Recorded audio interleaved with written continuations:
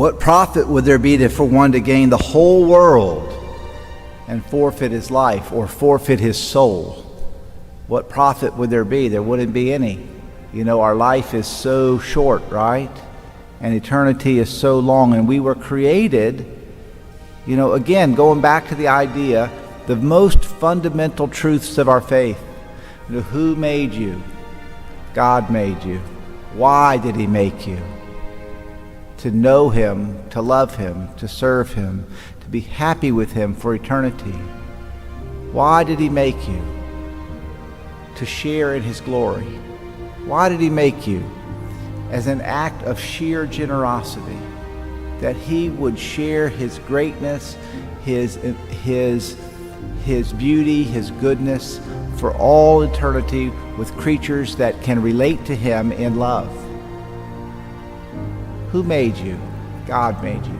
Why did he make you?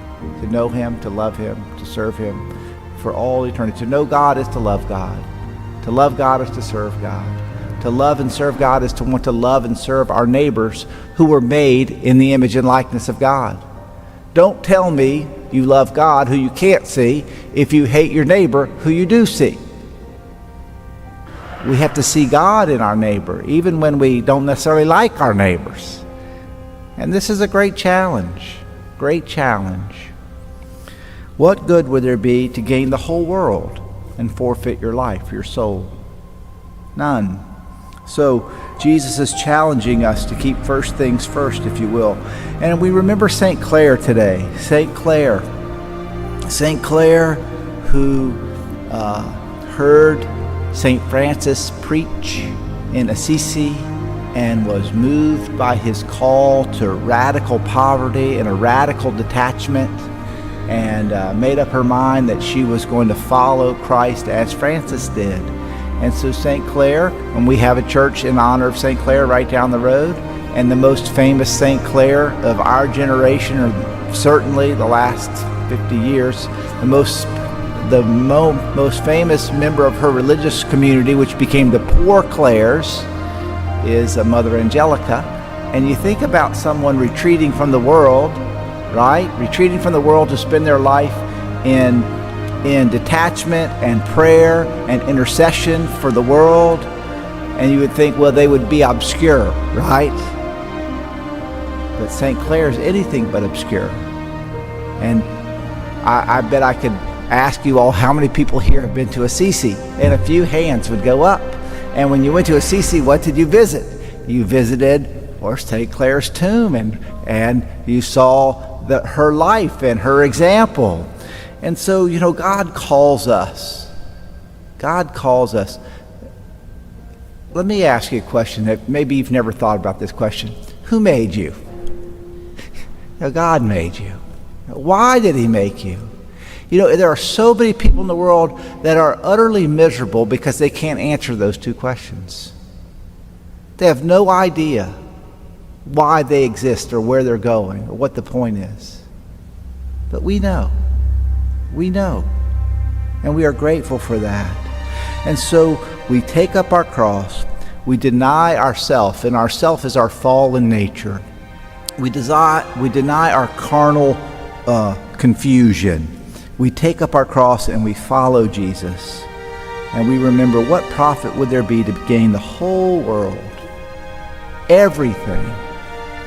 If you could be the ruler of everything, if you had all the gold and all the diamonds and all the power and all the championships and all of anything you can imagine, all of it, for your whole lifetime, what profit would there be?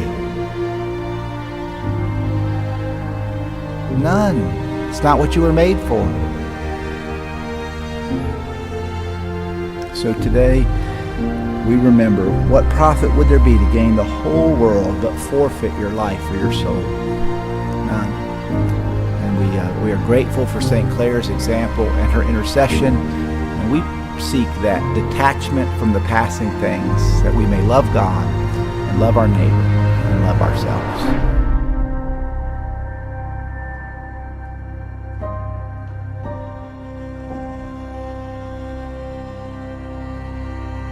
Gave it to his disciples, saying, "Take this, all of you, and eat of it.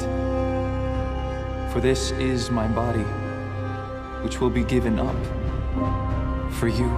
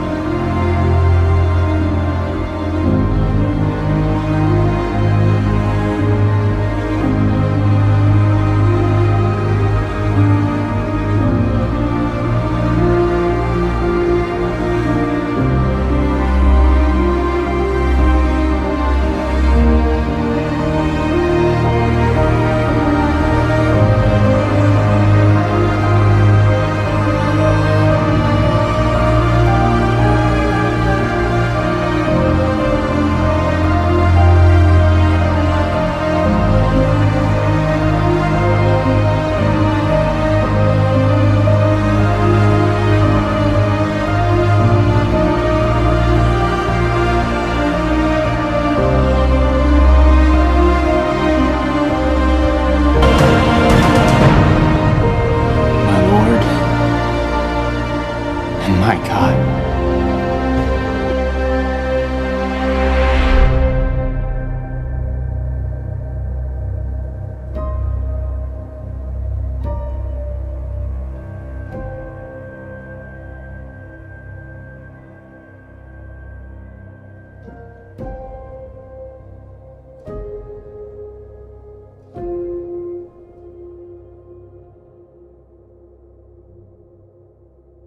Thank you.